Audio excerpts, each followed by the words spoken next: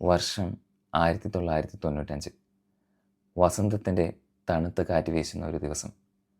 Yellowstone national പാർക്കിൻ്റെ ഹൃദയഭാഗത്തിൽ American government ഒരു അസാധാരണമായ നീക്കം നടത്തി. 14 കനേഡിയൻ ചെന്നായ്ക്കളെ അവർ ആ പാർക്കിനുള്ളിലേക്ക് തുറന്നുവിട്ടു. കണ്ടുനിന്ന മറ്റുള്ളവർക്ക് അത് കാട്ടിലേക്കുള്ള മൃഗങ്ങളുടെ വെറുമൊരു തിരിച്ചുവരവായി തോന്നി.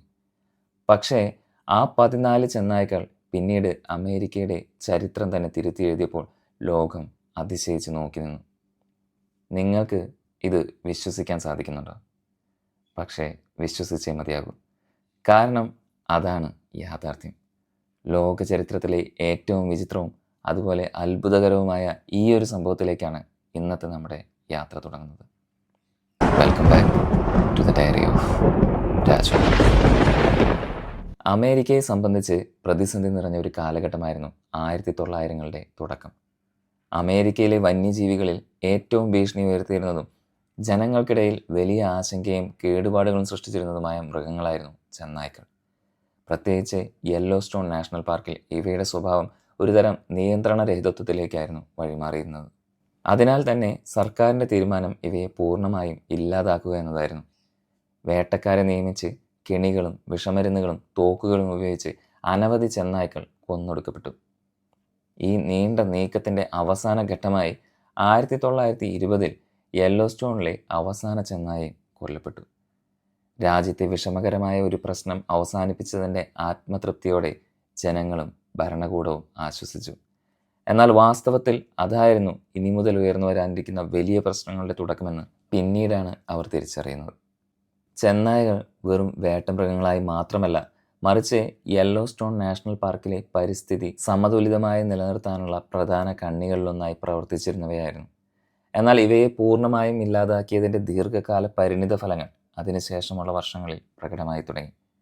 ചെന്നായകളുടെ നശീകരണത്തിനെ തുടർന്ന് ചില ജീവികളുടെ എണ്ണം നിയന്ത്രണാതീതമായി വർദ്ധിച്ചു. ഏറ്റവും പ്രധാനമായി കലമാൻ എന്ന് വിളിക്കപ്പെടുന്ന എൽക്ക് എന്ന മൃഗം വലിയ തോതിൽ വർദ്ധിച്ചു. ഇവയെ നിയന്ത്രിക്കാൻ വേട്ടമൃഗങ്ങളില്ലാത്ത സാഹചര്യത്തിൽ എൽക്കുകൾ പാർക്കിൻ്റെ വലിയൊരു ഭാഗം അധീനമാക്കി സ്വൈര്യമായ പര്യടനം തുടങ്ങിയതോടെ നിരവധി സസ്യജാലങ്ങൾ നശിപ്പിക്കപ്പെട്ടു. അവയുടെ പ്രധാന ആഹാരമായിരുന്ന ആസ്പെൻ, വില്ലോ, കോട്ടൺവുഡ് എന്നീ മരങ്ങളുടെയും ചെടികളുടെയും ഇലകൾ എൽക്കുകൾ തിന്നൊടുക്കി. ഇതോടെ യെല്ലോസ്റ്റോണിൻ്റെ പച്ചപ്പും ബയോഡൈവേഴ്സിറ്റിയും തകർന്നു. ചെറുതായി തുടങ്ങിയ ഈ പരിണാമം ഒടുവിൽ ചെന്നായ എന്ന ഒറ്റ മൃഗത്തെ ഇല്ലാതാക്കിയതിൻ്റെ വലിയ പരിസ്ഥിതി പ്രത്യാഘാതങ്ങളിലേക്ക് അമേരിക്കയെ നയിക്കുകയായിരുന്നു.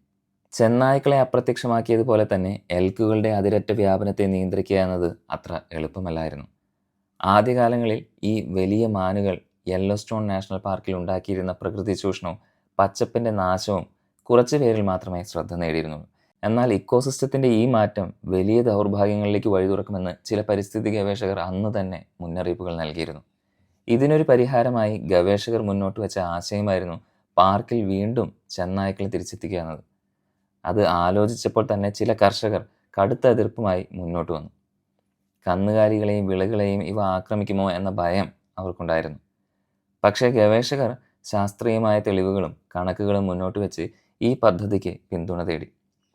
ഒടുവിൽ നീണ്ട വിചാരണകളും ചർച്ചകളുമൊക്കെ പിന്നിട്ട് 1995 യെല്ലോസ്റ്റോൺ നാഷണൽ പാർക്കിൽ 14 കനേഡിയൻ ചെന്നായ്ക്കളെ തുറന്നുവിട്ടു. പക്ഷേ ആ തീരുമാനം അമേരിക്കയുടെ പരിസ്ഥിതിയിലും ചരിത്രത്തിലും സ്വാധീനം ചെലുത്താൻ പോകുന്ന വലിയ ഒരു തീരുമാനമായി മാറും എന്ന് ഒരാൾ പോലും അന്ന് കരുതിയിരുന്നില്ല. ആ 14 ചെന്നായ്ക്കളെയും തിരഞ്ഞെടുത്തത് ഒരു സാധാരണ നടപടിയായി മാത്രമായിരുന്നില്ല, മറിച്ച് വളരെ ശാസ്ത്രീയവും സൂക്ഷ്മവുമായ ഒരു പ്രക്രിയയിലൂടെയായിരുന്നു. ഗവേഷകർ വെറുമൊരു ആരോഗ്യപരമായ മാനദണ്ഡം മാത്രമല്ല പരിശോധിച്ചത്. അവർ പ്രധാനമായും ശ്രദ്ധിച്ചത് ഈ ചെന്നായ്ക്കളുടെ വേട്ടയാടുന്ന രീതികളും സാമൂഹിക പെരുമാറ്റങ്ങളുമായിരുന്നു.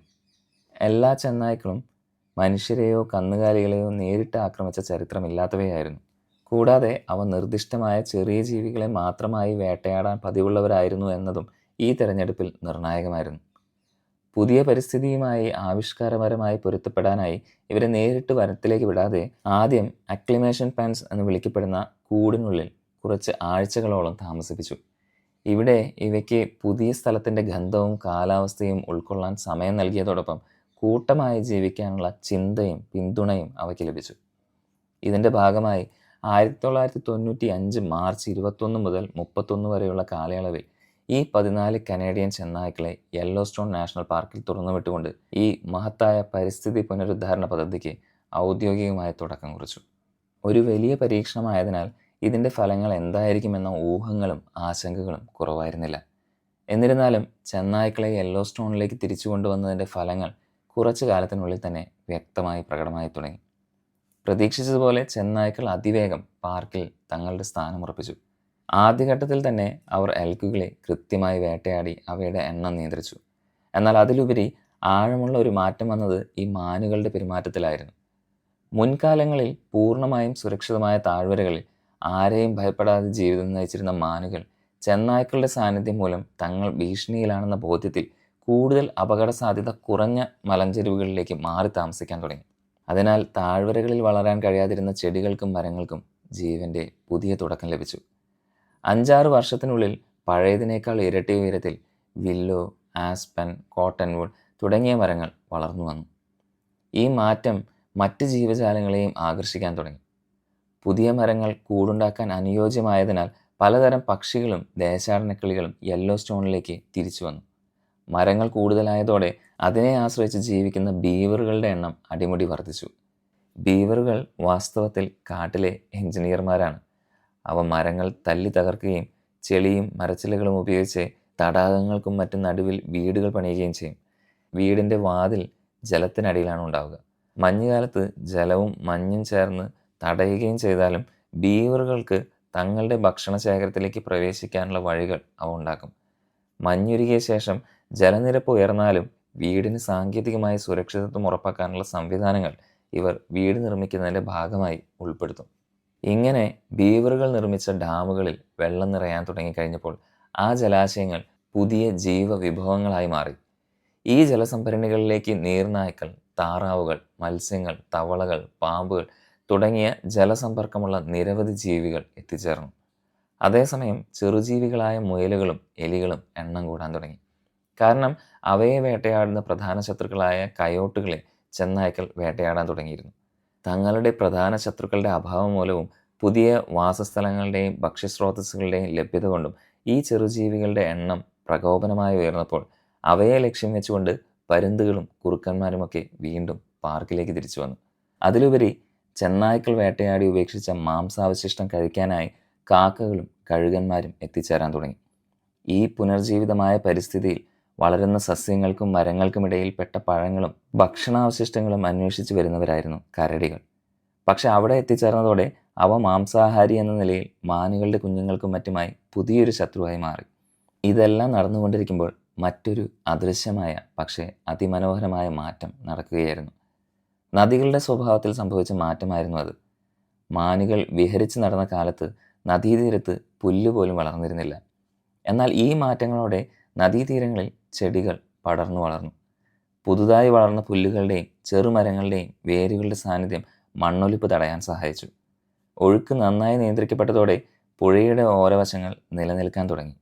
ഈ മാറ്റങ്ങൾ ഒരുമിച്ച് ചേർന്നപ്പോൾ മുൻപ് മരുഭൂമി പോലെ ഉണ്ടായിരുന്ന പല നദീതീരങ്ങളും വീണ്ടും പച്ചപ്പുമായി ജൈവികമായി മാറിക്കൊണ്ടിരുന്നു. വെറും 14 ചെന്നായ്ക്കളെ വീണ്ടും ഒരു നാഷണൽ പാർക്കിലേക്ക് തിരിച്ചു കൊണ്ടുവന്നതിൻ്റെ ഫലമായി വളരെ കുറച്ച് നാളുകൾക്കുള്ളിൽ ഒരു മുഴുവൻ ഇക്കോസിസ്റ്റത്തിൻ്റെ നിലനിൽപ്പിനെ തിരുത്തുകയും ജീവജാല വൈവിധ്യത്തിൻ്റെ പുനർജന്മം കൊണ്ടുവരികയും ചെയ്തു. ഇതിനോടൊപ്പം ഇവിടെയുള്ള ചെന്നായ്ക്കളെയും മറ്റു വന്യജീവികളെയും കാണാനായി രാജ്യത്തുടനീളം നിന്നുള്ള വന്യജീവി സ്നേഹികളും പ്രകൃതി സ്നേഹികളും യെല്ലോസ്റ്റോണിലേക്ക് എത്തിച്ചേരാൻ തുടങ്ങി. ഇതുവഴി പാർക്കിന് ഓരോ വർഷവും കോടിക്കണക്കിന് രൂപയുടെ വരുമാനം സമ്പാദിക്കാൻ സാധിച്ചു. വെറും 14 ചെന്നായ്ക്കൾ ഒരു സമഗ്ര എക്കോസിസ്റ്റത്തിൻ്റെ മുഖചിത്രം തന്നെ മാറ്റിയെഴുതി എന്നതിൻ്റെ ഉദാഹരണമായി യെല്ലോസ്റ്റോൺ ലോകമെമ്പാടും പഠന വിഷയമായി മാറുകയായിരുന്നു. പക്ഷേ നമ്മൾ ഇതുവരെ പലതവണ പറഞ്ഞ ഈ യെല്ലോസ്റ്റോൺ ഒരു സാധാരണ പാർക്കല്ല. ഈ നാഷണൽ പാർക്ക് അതിൻ്റെ വിശാലതയും ഭൗമപരവും ജൈവപരവുമായ വൈവിധ്യവും കൊണ്ട് അതുല്യമായ ഒന്നാണ്. തിളച്ചൊഴുകുന്ന ഗൈസറുകൾ, ചൂടുകൊണ്ട് പാറകളും മണ്ണും പൊള്ളിക്കുന്ന നീരുറവകൾ, ആസിഡിറ്റിയും വൈവിധ്യമാർന്ന പുകയും നിറഞ്ഞ ജലസ്രോതസ്സുകൾ, ഓരോ 45 മിനിറ്റിലും പൊട്ടിത്തെറിക്കുന്ന ഉഷ്ണജല സ്രോതസ്സായ ഓൾഡ് ഫെയ്ത്ത്ഫുൾ പോലുള്ള പ്രകൃതി ശില്പങ്ങൾ, സൂക്ഷ്മജീവികൾ ശലഭം പോലെ നിറങ്ങൾ വിടർത്തുന്ന ഹോട്ട് സ്പ്രിങ്ങുകൾ, ഇങ്ങനെ പോകുന്ന ഒരുപാട് അത്ഭുതങ്ങളാണ് യെല്ലോസ്റ്റോണിലുള്ളത്. ഇവയ്ക്ക് ഒപ്പം അമേരിക്കൻ കാട്ടുപോത്തായ ബൈസൺ, ചെന്നായ്ക്കൾ, കരടികൾ, ലിങ്ക്സ്, മാനുകൾ, മറ്റ് പക്ഷിമൃഗാദികൾ തുടങ്ങി വൈവിധ്യമാർന്ന വന്യജീവജാലങ്ങളുടെ ആവാസ കേന്ദ്രം കൂടിയാണ് ഈ പാർക്ക്. അമേരിക്കയിലെ വയോമിംഗ് സ്റ്റേറ്റിൽ തുടങ്ങി മോണ്ടാന, ഇഡാഹോ എന്നിവിടങ്ങളിൽ വ്യാപിച്ചു കിടക്കുന്ന ഈ നാഷണൽ പാർക്ക് ലക്ഷക്കണക്കിന് ഏക്കർ വിസ്തൃതിയിലാണ് പരന്നു കിടക്കുന്നത്. ഭൂമിശാസ്ത്രപരമായ സവിശേഷതകളെയും വന്യജീവികളെയും സംരക്ഷിക്കുക എന്നത് ലക്ഷ്യമിട്ടാണ് 1872 പാർക്കിന് തുടക്കമിട്ടതെങ്കിലും ലോകത്തിൻ്റെ ദേശീയോദ്യാന സംരക്ഷണത്തിൻ്റെ മാതൃക കൂടിയാണ് യെല്ലോസ്റ്റോൺ. കർശനമായ നിയന്ത്രണങ്ങൾ ഉണ്ടായിട്ട് പോലും ഒരു വർഷം ഏറ്റവും കുറഞ്ഞത് 40 മുതൽ 60 ലക്ഷം വരെ വിനോദസഞ്ചാരികൾ ഇവിടെ എത്തുന്നുണ്ടെന്നാണ് കണക്കാക്കപ്പെടുന്നത്. അപ്പോൾ ഇന്നത്തെ വീഡിയോ ഇവിടെ അവസാനിക്കുകയാണ്. ഈ വീഡിയോ നിങ്ങൾക്ക് ഒരുപാട് ഇഷ്ടമായി എന്ന് ഞാൻ വിശ്വസിക്കുന്നു. അടുത്ത വീഡിയോയിൽ വീണ്ടും കാണുന്നതുവരെ, this is Raju, signing of.